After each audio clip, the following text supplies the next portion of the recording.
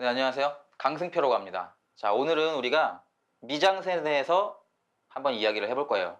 미장센이 뭔지. 자, 미장센이 뭐냐? 미장센이 뭐냐? 연극에서 유래한 프랑스 말이에요. 근데 뜻이 뭐냐는 거죠, 뜻이. 샴푸 브랜드? 그럴까요?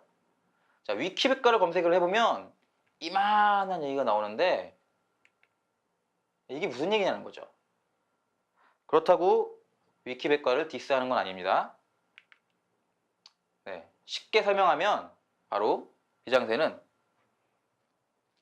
장면화라고 할 수 있어요. 한국말로 하면 장면화.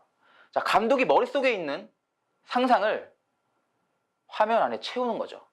뭘로? 시각적인 요소들로. 그래서 화면 안에 시각적인 요소들을 막 채워요.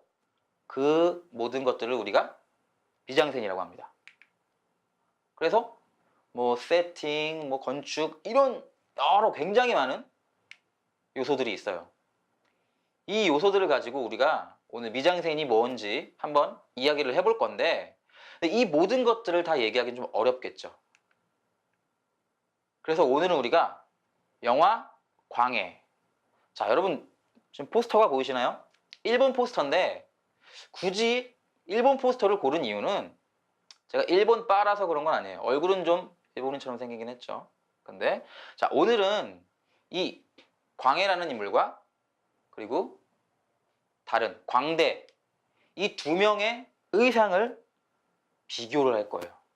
그거를 통해서 감독이 어떤 이야기를 하고 있는지. 그래서 이 포스터를 골랐습니다. 자, 지금 영화가 나오고 있죠. 이 장면이 어떤 장면이냐면 이 영화의 첫 장면이에요. 동시에 왕 광해가 처음으로 등장하는 장면입니다.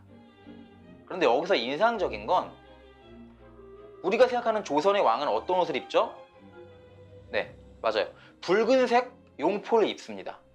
하지만 이 장면에서는 그렇지 않아요. 왕은 칙칙한 녹색 옷을 입고 있고요. 중요한 붉은색 용포가 이렇게 뒤에 걸려 있죠. 마치 허수아비처럼. 이게 되게 굉장히 상징적인 거예요. 감독은 영화의 첫 장면, 왕이 처음 등장하는 이 장면에서 왜 이렇게 했을까요? 왜? 자, 이 얘기는 광대의 의상을 보면서 다시 얘기를 할게요. 자, 이 장면은 광대가 처음 등장하는 장면이에요. 딱 보시면 느낌이 오실 거예요. 광대는 처음 등장할 때 붉은색 용포를 입고 있습니다. 왕은 입고 있지 않았던 이 붉은색 용포를 광대가 입고 있어요. 비록 짝퉁이지만.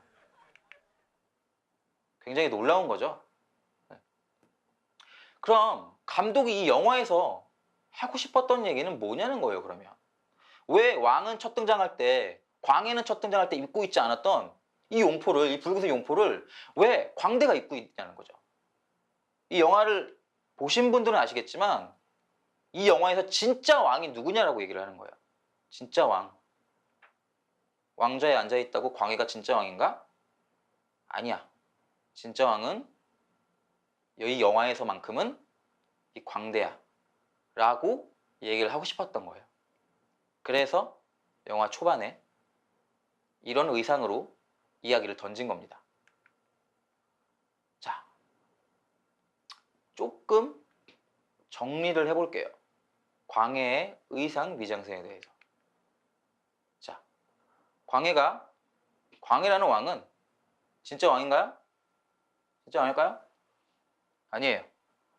그래서 첫 등장에 붉은색 용포를 입고 있지 않습니다.